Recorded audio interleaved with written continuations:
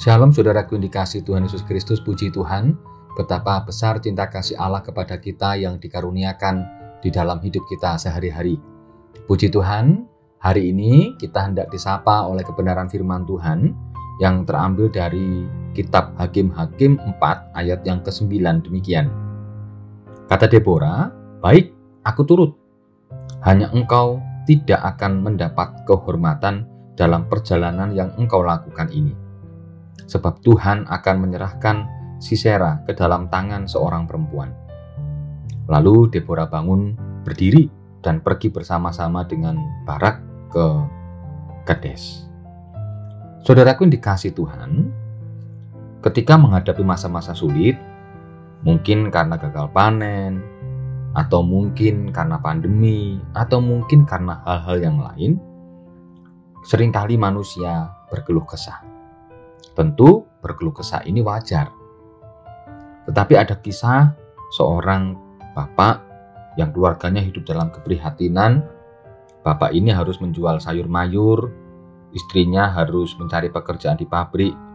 Demikian pula dengan anak-anaknya yang berusaha mencukupi kebutuhan dengan ikut-ikutan ojek online. Mau tidak mau bapak ini harus meninggalkan hidup yang serba enak dan berusaha hidup sederhana. Memang pada awalnya tidak mudah dijalani, karena bapak dan keluarganya telah terbiasa dengan hidup enak. Tapi lama-kelamaan usaha serta keprihatinannya berbuahkan hasil. Secara ekonomi, bapak dan keluarganya ini telah pulih kembali. Sedikit demi sedikit utangnya dapat dilunasi, biaya kuliah anaknya pun akhirnya mampu dibayar. Bapak dan keluarganya menjadi keluarga yang tangguh di tengah-tengah permasalahan yang berat.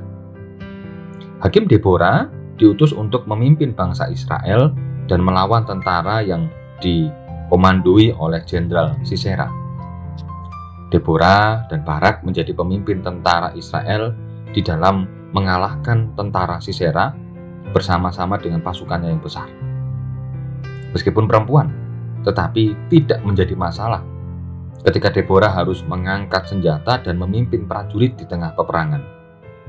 Deborah memang hakim yang tangguh, berani menghadapi musuh meskipun dirinya perempuan. Semua keberanian muncul karena rasa percaya kepada Tuhan.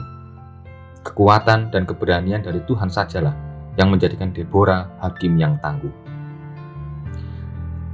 Semua orang pasti punya masalah, tetapi apabila kita mau mengambil sikap seperti hakim Deborah yang berani mengambil resiko, berani mengambil tanggung jawab, tentu pertolongan Tuhan tidak pernah lepas dari kehidupan kita. Seperti hakim Deborah yang mendapatkan kemenangan, kita hidup pun akan mendapatkan kemenangan.